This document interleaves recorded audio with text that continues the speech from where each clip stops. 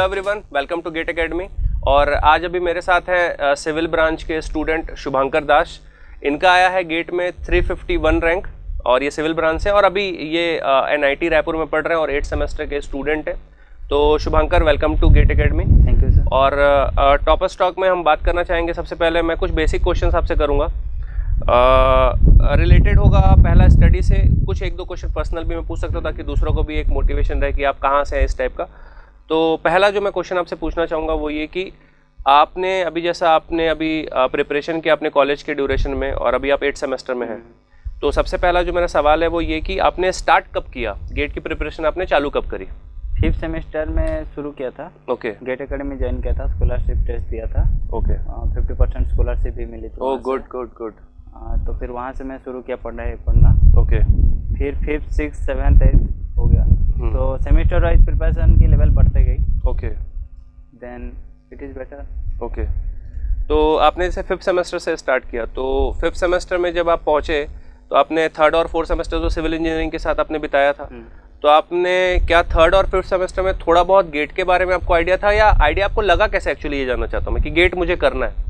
Gate मेरा पहला second year से लग गया था। अच्छा। क्योंकि हमारा सुपर सीनियर जैसे बता पुनीत जैन सर और अजय सिंह था। अच्छा, Punit Jain. Okay. GATE academy के स्टूडेंट थे। तो हाँ बोलूँगे। सेकेंड ईयर लास्ट तक उनका रैंक आ गया था, तो वहीं से ही मेरा डेडिकेशन मतलब प्रिपेयर पता चल गया था कि गेट ही करना है। ओके। तो आपने अपने सीनियर को देखा कि कैसा रैंक उनका आ रहा है और फिर उस बेसिस पे आपने सोचा कि मेरे को गेट करना है। गुड, ठीक है। देन सेकेंड ईयर में अवेलेबल टाइम नहीं था। Okay. और उस टाइम मतलब प्रिपरेशन मतलब मेरे को नहीं लगा कि मेरे अंदर उतना डेडिकेशन रह पाएगा। ओके। इसलिए मैं 3rd ईयर से ज्वाइन किया, लेकिन सेकेंड ईयर भी कोई चाहता है तो ज्वाइन कर सकता है। अच्छा अच्छा, मतलब आप सेकेंड ईयर में सोच रहे थे बट आपको लगा कि डेडिकेशन अगर मैं नहीं दे पाया तो अभी से करने का क्या मतलब। तो आपने 5th सेमेस्टर में ज्वाइन किया। तो 5th सेमेस्टर में आपने ज्वाइन किया, इसका मतलब आपने 1.5 साल गेट एकेडमी में रायपुर में आपने पढ़ाई करी। तो किस सब्जेक्ट के साथ आपने चालू किया? मैं पहले चालू किया था फ्लूइड मैकेनिक्स। अच्छा। फ्लूइड मैकेनिक्स 5th सेमेस्टर में, फिर ट्रांसपोर्टेशन। ओके। फिर 6th सेमेस्टर से ये हो गया हमारा geotech, structural analysis, environment. Okay. फिर 7th सेमेस्टर में ये हो गया RCC, स्टील। ओके। मॉस हो गया, हाइड्रोलॉजी, इरिगेशन। ओके। फिर ये आपका लास्ट में आता है, सिविल के सारे सब्जेक्ट्स आपने लास्ट में? सारे सब्जेक्ट हो गया। तो आपका जो सिलेबस था, जैसे आपने 5th सेमेस्टर में किया, तो पहला तो एक होता है कि क्लास में जो चलता है वो, और फिर खुद रिवीजन मारने वाला पार्ट होता है। ये दोनों कॉलेज के साथ मैनेज करना एक बहुत टफ टास्क होता है। ये एग्जैक्टली बहुत टफ होता है। हाँ, तो आपने कॉलेज के साथ कैसे सिलेबस को मैनेज किया प्रॉपर फॉर्म में? वही एग्जैक्टली 5th सेमेस्टर में हमारा थोड़ा कोर्स भी हार्ड था। अच्छा। तो उतना मैं नहीं दे पाया। ओके। फ्लूइड मैकेनिक्स की क्वेश्चन बुकलेट सॉल्व करता था, लेकिन उतना नहीं हो पाया। ओके। डेडिकेशन। ओके। फिर 6th आते आते मैं शुरू किया था जियोटेक, स्ट्रक्चर। जियोटेक जिसका काफी अच्छा वेटेज रहता है। या एग्जैक्टली जियोटेक, फ्लूइड, ये सब शुरू किया था। 6th semester onwards. 6th semester onwards में क्वेश्चन सॉल्व करने लगा बुकलेट से, प्रॉपर सॉल्व। तो फिर सॉल्व करने लगा, फिर धीरे धीरे लगा हाँ होते जा रहा है। अच्छा। तो टाइम मैनेजमेंट में आपका जो ट्रेनिंग वाला टाइम था, हाँ, और या आप जब घर भी गए होंगे बीच में, तो उस टाइम पे आपने क्या मतलब उस प्रिपरेशन को रोका या जाने दिया साथ में और करते गए? हाँ एग्जैक्टली, यहाँ पे एक मतलब डिमेरिट हो गया कि मतलब ट्रेनिंग के टाइम में उतना ध्यान नहीं दे पाया। ओके। कोलकाता में ट्रेनिंग किया था, तो वहाँ पे इतनी धूप थी, फिर पढ़ाई नया जगह है, 1 महीने के लिए गया था, तो वहाँ पे पढ़ाई मतलब पूरा एक महीना, तो वो 1 महीना आपने जाने दिया? पूरा जाने दे दिया। ओके। सोचा एक ही साथ प्रिपरेशन करते हैं अच्छे से, पूरा शुरू से फिर शुरू करते हैं। अच्छा, तो आप ट्रेनिंग से वापस आके हाँ फिर आपने स्टार्ट किया होगा प्रिपरेशन? फिर प्रिपरेशन स्टार्ट किया, तब तक मतलब 1 महीना गैप हो गया था, तो फिर चीज़ों को रिवाइज करने में फिर टाइम लग गया।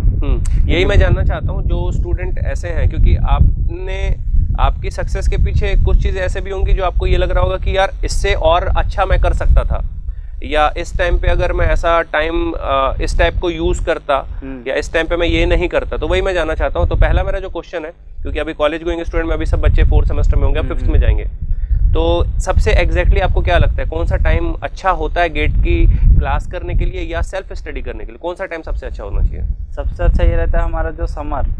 अच्छा। 7th सेमेस्टर से पहले जो समर चलता है, ओके, जिसमें ट्रेनिंग जाते हैं, वो ट्रेनिंग की काफ़ी मतलब इंटरव्यू वगैरह में पूछा जाता है ट्रेनिंग के बारे में, लेकिन उतना भी डेडिकेटेड नहीं। अगर गेट के लिए आप सीरियस हो तो ट्रेनिंग को थोड़ा नेग्लेक्ट भी कर सकते हो, इग्नोर मार सकते हो, और उसी टाइम अगर डेडिकेटेड प्रिपरेशन कर देते हो तो वो 1-2 महीना बहुत अच्छा रहेगा। बहुत अच्छा रहेगा। तो आपका कोर्स भी मतलब सिलेबस भी जल्दी खत्म हो जाएगा। अच्छा। उसके साथ साथ टेस्ट सीरीज ज्वाइन कर पाएंगे। अच्छा। तो मेरा क्या हुआ था, टेस्ट सीरीज पूरा खत्म नहीं हो पाया कि आखिरी तक बच गया। अच्छा। टाइम कम हो गया। तो आपने कितनी टेस्ट सीरीज आपने ज्वाइन करी थी ओवरऑल? ओवरऑल 3 में ज्वाइन किया था। पहले गेट एकेडमी ज्वाइन किया था, फिर मेडीजी एंड एस एकेडमी। ओके, तो सारे टेस्ट दिए आपने कि कुछ छूट गए? नहीं, गेट एकेडमी के लगभग सारे दिए हैं। अच्छा। और मेडीजी के छूटे हैं। एस के लगभग सारे दे दिए। एस का 80 टेस्ट था, उसमें से 10-12 छूटे होंगे, बाकी सब दे दिया। अच्छा, तो आपने टेस्ट सीरीज का अच्छा यूज़ किया? हाँ, अच्छा यूज़। ओके। टेस्ट के ड्यूरेशन में मार्किंग अगर कम होती होगी, कभी ऐसा भी होता होगा, तो उससे डीमोटिवेशन वगैरह आता होगा। कई स्टूडेंट मेरे से क्वेश्चन करते हैं कि सर टेस्ट में कम मार्क्स आया तो डीमोटिवेशन आ रहा है, तो उसको कैसे आपने मैनेज किया, या आपको कैसा लग रहा था, या आपके शुरू से ही अच्छे रैंक आ रहे थे, क्या था आपका? नहीं, पहले तो बहुत बुरा रैंक आ रहा था। उतना सही नहीं आ रहा था। ओके। तो मैं क्या किया कि फिर रिवीजन करना शुरू किया। पहले 1-2 टेस्ट दिया, फिर मतलब इतना खराब अच्छा नहीं आया तो आपने फिर एक बार रिवीजन करना शुरू किया। अच्छा। फिर टेस्ट में मतलब क्या होता था, हम कॉपी से जब पढ़ते हैं 1-2 चीजें छूट जाती हैं। सबके साथ होता हुआ ये छूट जाती हैं सब चीजें। तो जब टेस्ट देते हैं तो पता चलता है हाँ ये चीज़ छूट गई है। ओके। तो उसको मैं फिर मार्क करता हूँ इसे अपने कॉपी में। कुछ लोग शॉर्ट नोट्स भी बनाते हैं, लेकिन मैं शॉर्ट नोट्स बनाने के लिए टाइम नहीं था, तो मैं क्या करता था, कॉपी में से राउंड या कुछ मार्क कर देता था। ओके। फिर एक नई चीज़ मिली, फिर उसको मार्क कर देता था। ओके। उस टाइप का। और साथ ही साथ रिवाइज फिर बार बार करते अच्छा, तो आपकी कॉपी में वो चीज़ होती थी बट आपसे मिस हो जाती थी? हाँ, आप ये बोल रहे हैं? एग्जैक्टली। कॉपी में कहीं ना कहीं लिखी होती थी, बट आपने रिविजन के टाइम पे उस चीज़ को मिस कर दिया। और ऐसे बहुत 1 to 2% क्वेश्चन होंगे जो मतलब नहीं मिले या मतलब इरेलीवेंट टाइप का। हाँ। अच्छा, ये आपने बहुत अच्छी चीज़ बताई। ये बहुत उम्दा चीज़ बाहर निकल के आ रही है कि कॉपी में कुछ चीज़ लिखी हुई है बट हम रिवीजन करते टाइम उसको फोकस नहीं किया और वो चीज़ हमसे छूट गई, तो वो टेस्ट के थ्रू टेस्ट हुआ तो मेरे को पता चला कि ये क्वेश्चन था, तो इसका अब सॉल्यूशन यहाँ पर है। तो वो कॉपी से मेरे को वहाँ से रिलेट हो गया और फिर मैंने उसको रिवाइज कर लिया।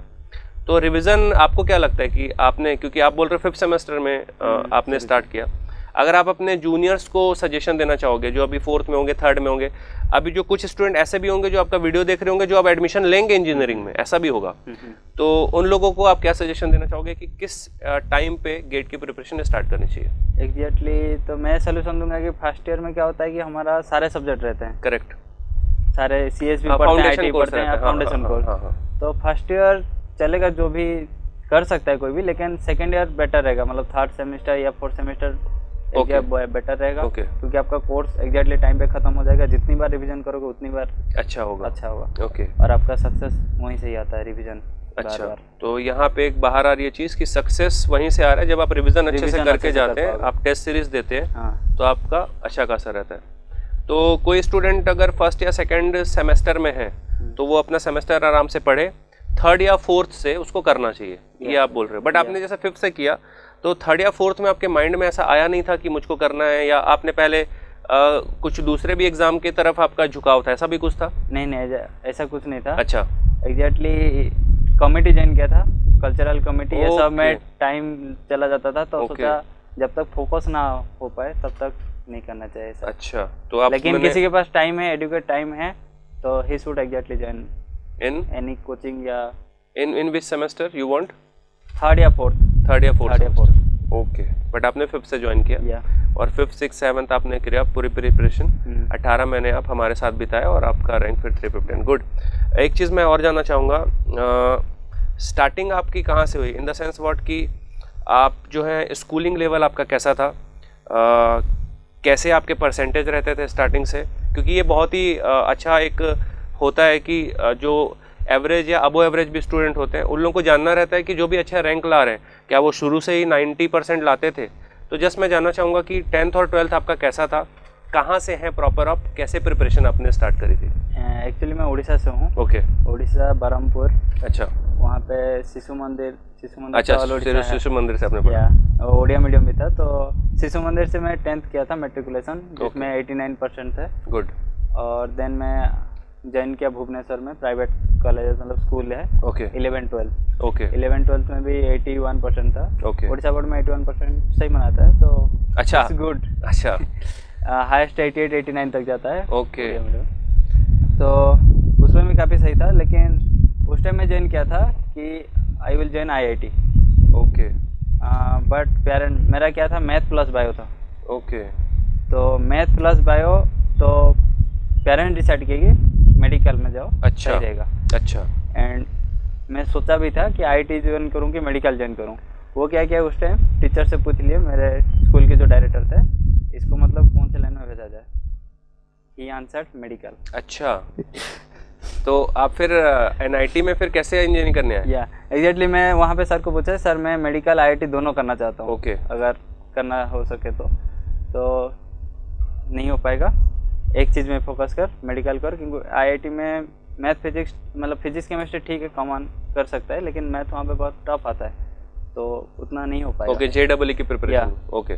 तो फिर मैं ये किया मेडिकल। अच्छा, मेडिकल की कोचिंग ली पूरी साल। अच्छा, ये तो मुझे पता नहीं था, ये नई बात पता चल रही है, क्योंकि हम लगभग 1.5 साल साथ में थे कोचिंग में। बट मुझको ये पता नहीं था। ठीक है, फिर मैं जेईई मेन सोचा कि एक ट्रायल मारते हैं। अच्छा। और मेडिकल तो ऐसे ही कर लूँगा। हाँ। तो जेईई मेंस में काफ़ी अच्छा स्कोर रहेगा। ओके। और मैं मैथ अटेम्प्ट किया ही नहीं था, मतलब 4 क्वेश्चन किया था, उसमें से अच्छा, तो आप फिजिक्स और केमिस्ट्री के दम पे? फिजिक्स केमिस्ट्री पे दम पे ही हो गया। और मैथ में 4 क्वेश्चन किया था, एक सही 3 गलत हो गए, 1 नंबर आए थे मैथ्स में। ओके। और फिजिक्स केमिस्ट्री के दम पे 140 नंबर आए थे, टोटल 141 आ गया था। ओके। और तो ये आपकी स्टोरी जेईई की रही। फिर then I joined NIT Raipur. अच्छा, आपने ड्रॉप नहीं लिया? नहीं, ये ड्रॉप लिया था। अच्छा, आपने ड्रॉप मेडिकल कोचिंग किया था तो ड्रॉप लिया था। ओके, इसका मतलब आप 12th से ड्रॉप लेके फिर मेडिकल की कोचिंग करते हुए मेडिकल की कोचिंग। देखिए, मतलब ये एक कैसा सीन, इसी को बोलते हैं डेस्टिनी भी कई बार होती है। कई बार हम लोगों का एक्चुअली आप डिसाइड नहीं करते हो, कई बार बोलते हैं कि ऑटोमेटिकली डिसाइड हो जाता है। एक बंदा 1 साल कोचिंग कर रहा है मेडिकल की, फिर अचानक से उन्होंने जेईई का पेपर दिया, ये सीन अच्छा था। अच्छा, मतलब इसका मतलब ये हो रहा है कि 12th में आपने PCMB लिया हुआ था, है ना?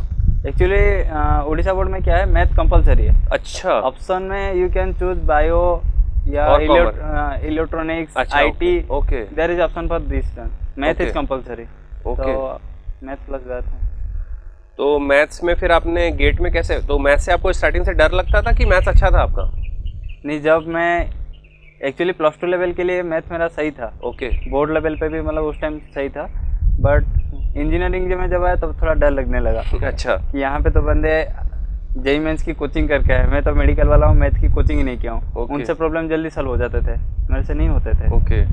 तो फिर सोचा गेट के लिए भी उतना थोड़ा स्ट्रगल करना पड़ेगा, बट ऐसा हुआ नहीं कुछ। मतलब इजी लगा गेट के लिए भी, आप ही तो पढ़ाए थे।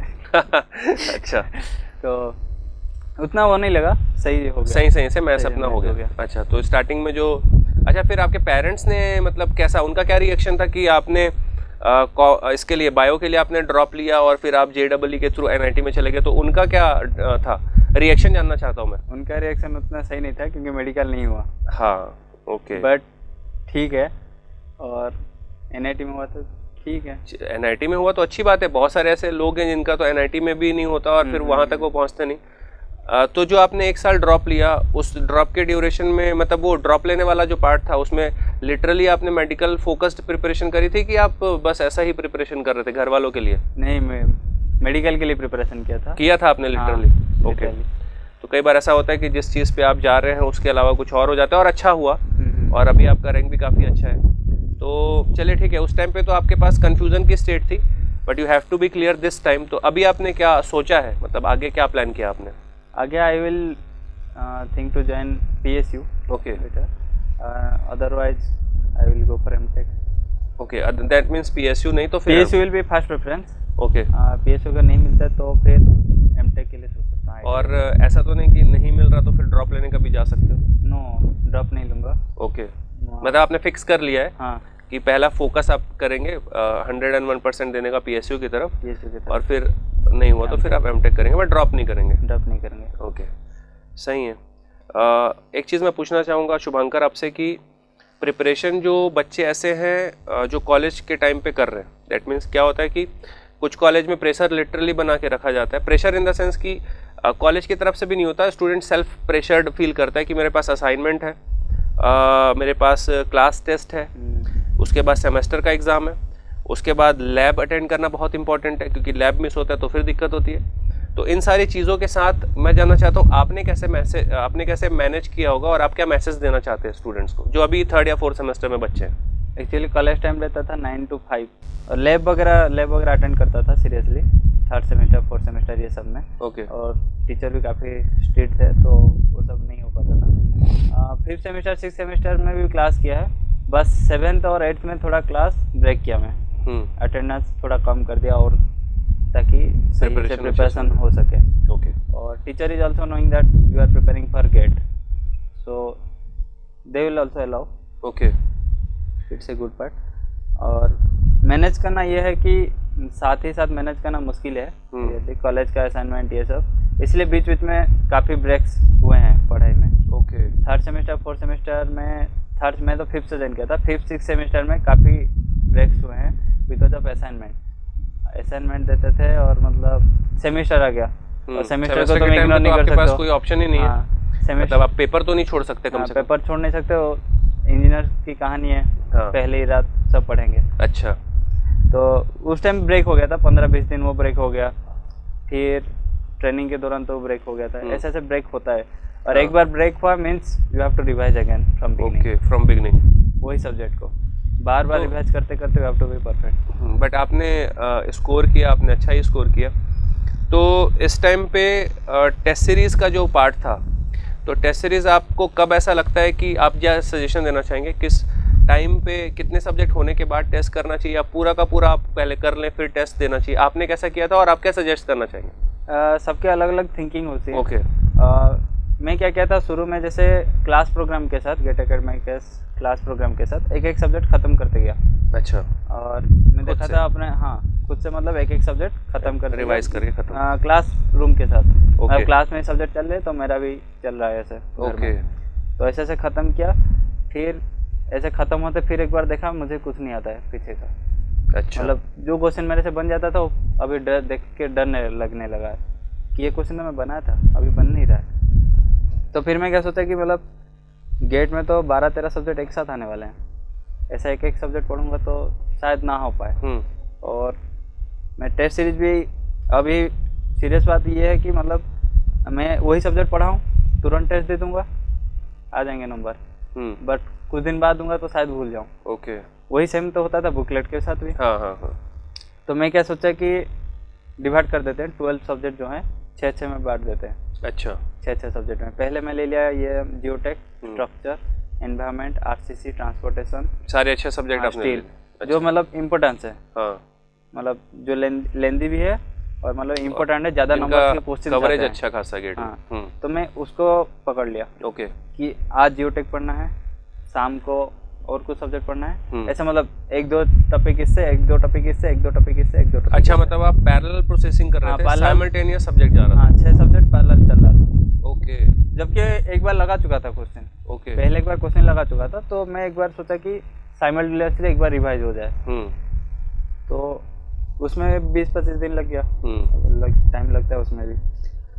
तो उसके साथ साथ वो ख़त्म हो गया, तो बाकी जो बचे गए एफएम, मैथ्स, एफटी और इरिगेशन, हाइड्रोलॉजी, ये सब जो छोटे मोटे सब्जेक्ट्स हैं, इसको भी फिर एक साथ कर लिया आपने। वो सब फिर, और बाकी 6-7 सब्जेक्ट थे उसको शुरू किया। फिर 20 मतलब 2-3 दिन बाद एक बार ये भी देख लेता था। अच्छा। पिछले के जो 6 सब्जेक्ट थे वो, उसके लिए 1-2 दिन, 1-2 दिन मतलब 3-4 दिन ये, फिर बीच में 2 दिन उसके लिए फिर रिवाइज। ओके। तो ये आपने ऐसा करते करते मुझे लगा कि अभी मैं टेस्ट सीरीज देने के लायक हूँ। ओके। तो रैंडमली उठाया, जैसे कि गेट एकेडमी शुरू किया, तो ऐसा नहीं कि मैं डिसाइड करूँ कौन सा सब्जेक्ट देना है, गेट एकेडमी में जो टॉप में दिख रहा है सब्जेक्ट वाइज वही देना है। ओके। मार्क आए ना आए वो अलग बात है, क्योंकि गेट में आपको 12 सब्जेक्ट एक ही साथ देना है। वही मैं सोच के दिया था। जो अगर मस्त दिख गया तो मस्त, जियोटेक दिखा तो जियोटेक, ऐसे करते करते देते गया। तो आपने अपना जो सिलेबस था वो किस मंथ में आपको ऐसा लगा कि मेरे इतने सब्जेक्ट हो गए, अब मेरे को टेस्ट देना चाहिए, कौन से मंथ से आपने स्टार्ट किया? वो अक्टूबर तक हुआ था। अक्टूबर में? अक्टूबर तक हो गया था। फिर मैं ये चैप्टर वाइज टेस्ट देने लगा था, एक ऐसा करके। फिर टेस्ट सीरीज से फिर गलतियाँ पता चलती है, कहाँ मिस हो गई चीज़ें, फिर मार्क करना, फिर रिवाइज करना चलता रहा। ठीक है। तो जो आपने पैरेलल 6 सब्जेक्ट स्टार्ट किए थे, जो वो वाली स्टाइल थी, वो कौन से मंथ में आपने अपनाया था? यही अक्टूबर नवंबर में? अक्टूबर नवंबर में। ओके, सही है। ये वाली स्टाइल भी चलो, कुछ जो स्टूडेंट हैं जो ऐसा सोचते हैं, जिनको सिंगल सब्जेक्ट देने में ऐसा लगता है कि अब तो मेरा मार्क्स आ जाएगा और 2-3 सब्जेक्ट के बाद क्या होगा, या 6 सब्जेक्ट एक साथ के बाद क्या हो गया। तो शुभांकर ने अपना एक एक्सपीरियंस शेयर किया कि उन्होंने अपना एक एक्सपेरिमेंटल एक्सपीरियंस किया कि 6 सब्जेक्ट एक साथ लेके चलता हूँ और फिर एंड करके 25 दिन के बाद टेस्ट देके देखता हूँ कि क्या होता है। तो क्या उसका रिजल्ट अच्छा आ रहा था उस टेस्ट का? एक्चुअली रिजल्ट अच्छा आया था। अच्छा, हाँ। और कुछ चीज़ें थे कि कॉपी में लिखा था, मैं उसको इम्पोर्टेंस नहीं देता था, शायद ये पूछे। ओके, फालतू में लिखा दिए होंगे टीचर ऐसे। अच्छा, आप ऐसा कैसे सोच सकते हो कि ऐसे ही लिखवा सकता है कोई टीचर? एक्चुअली फैकल्टी को तो पता होना चाहिए ना, कि फैकल्टी को तो पता होता है कि इम्पोर्टेंट। कुछ चीजें जैसे ईएस लेवल का है, आप खुद प्रिटेंड कर लेते थे। इंजीनियरिंग सर्विस लेवल का है, मैं सोचा था कि इंजीनियरिंग सर्विस लेवल का है, अच्छा, गेट में नहीं आएगा। ओके, तो ये मैं सोचता था नहीं चाहिए। अच्छा। और बहुत सारे फॉर्मूला ऐसे होते थे कि इग्नोर बाद में देखते हैं। अच्छा, इग्नोर कर देते। हाँ, इग्नोर। तो वो सब पता चलता था टेस्ट सीरीज से। अच्छा, चैप्टर वाइज देने लगा, सब्जेक्ट वाइज, चैप्टर वाइज, तो उससे पता चला ये छूट रही हैं चीजें। ओके, तो मतलब आप ऐसा करते थे कि गेट में जो आपने पढ़ा उसमें कुछ चीज़ें आप सोच लेते थे कि ये तो एक्स्ट्रा है। हाँ, एक्स्ट्रा है। तो जब आप टेस्ट देते तो पता लगता था वो एक्स्ट्रा नहीं है भैया, उसको तो पढ़ना जरूरी है। चलिए, ये टेस्ट देने से अच्छा खासा फायदा आप लोग को मिला। ठीक है। और एक लास्ट में आपसे क्वेश्चन करना चाहता हूँ। अभी जैसा आपका रैंक आया और जो आप अभी आगे सोच रहे हैं फ्यूचर में, जैसा आपने प्लान किया है, उसके लिए तो पहला मेरे तरफ से बहुत बहुत आपको शुभकामनाएं। लास्ट में एक क्वेश्चन जो कर रहा हूँ आपसे वो ये कि जो अभी ऐसे स्टूडेंट हैं जो जस्ट सोच रहे हैं कि मुझको सेल्फ स्टडी करना है, ऐसी जगह पे जहाँ पर कोचिंग सेंटर अवेलेबल ही नहीं है और वहाँ पे इंजीनियरिंग कॉलेज है बट अच्छे कोचिंग्स अवेलेबल नहीं है। फॉर एग्जांपल कोई ऐसी जगह होगी जहाँ पे कॉलेज तो है, सिविल ब्रांच भी चल रही है, बट बाहर ऐसे ही एक आधी किसी फैकल्टी ने स्टार्ट किया गेट की क्लास चलाना, बट वो उस लेवल पे डील नहीं कर पा रहे क्योंकि एक सिंगल फैकल्टी तो सारा सब्जेक्ट नहीं पढ़ा सकता, ये आपको भी पता है। तो उन बच्चों के लिए या उन स्टूडेंट्स के लिए जो सेल्फ स्टडी करना चाहते हैं, उनके लिए आपका क्या सजेशन होगा कि कैसे कैसे पढ़ना है और क्या क्या सब्जेक्ट से बेसिक से जा सकता है एक सिविल इंजीनियरिंग का स्टूडेंट सेल्फ स्टडी वाला? बेसिक से जैसे सब्जेक्ट इम्पोर्टेंट है, वो सब्जेक्ट खुद अगर शुरू करना चाहते हो, अगर पोस्टल स्टडी कोर्स किससे मंगाते हो, मेडिजी हो गया, गेट अकेडमी जो भी, तो अगर खुद पढ़ पा रहे हो ठीक है, अगर समझ में नहीं आता तो यूट्यूब में वीडियोस भी हैं। अच्छा, सब सारे सब्जेक्ट्स के तो वीडियो आ गए हैं। अच्छा, और डिफरेंट कोचिंग सेंटर के भी आ जाते हैं वीडियो, तो वीडियो देख के अगर सीख पा रहे हो तो बेटर है। अगर फिर और सबसे इम्पोर्टेंट तो टेस्ट सीरीज ही है। टेस्ट सीरीज में जो सब डाउट आता है उसका सॉल्यूशन भी तो देता है, तो टेस्ट सीरीज ही मेन है मेरे हिसाब से। अच्छा। और खुद से भी प्रिपेयर कर सकते हो, कोई वो नहीं है, वीडियो वगैरह बट कब वही मैं पूछना चाह रहा हूँ, किस टाइम पे स्टार्ट करना चाहिए? उसके लिए बहुत ज़्यादा टाइम चाहिए क्योंकि खुद का कॉन्सेप्ट डेवलप होना चाहिए। ओके। अगर आप सेल्फ प्रिपरेशन कर रहे हो तो टीचर मतलब कोई कॉन्सेप्ट बता नहीं रहे हैं, आपको खुद सोचना है कि हाँ ये ऐसा है। ओके। तो इसलिए ज़्यादा टाइम चाहिए, तो उसके लिए तो मस्ट थर्ड सेमेस्टर से उससे लेट नहीं करना चाहिए। ठीक है। तो शुभांकर ने दोनों चीज़ें बताई। सेल्फ अगर आपको बिल्डअप करना है, अपनी चीज़ों को खुद ही डेवलप करना है, अपने कंसेप्ट खुद बनाने हैं, तो आपको काफ़ी ज़्यादा टाइम चाहिए। तो कोई अगर सेल्फ स्टडी वाला स्टूडेंट है तो वो थर्ड वगैरह से स्टार्ट कर सकता है प्रिपरेशन करना। यूट्यूब पे वीडियोस वगैरह देख सकता है, कुछ बुक्स वगैरह रिफ़र कर सकता है। और अगर ऐसा है कि किसी पर्टिकुलर एकेडमी में या किसी पर्टिकुलर से गाइडलाइन लेनी है तो वो भी आप कर सकते हैं। अलग अलग इन्होंने सारी चीज़ों की बात करी।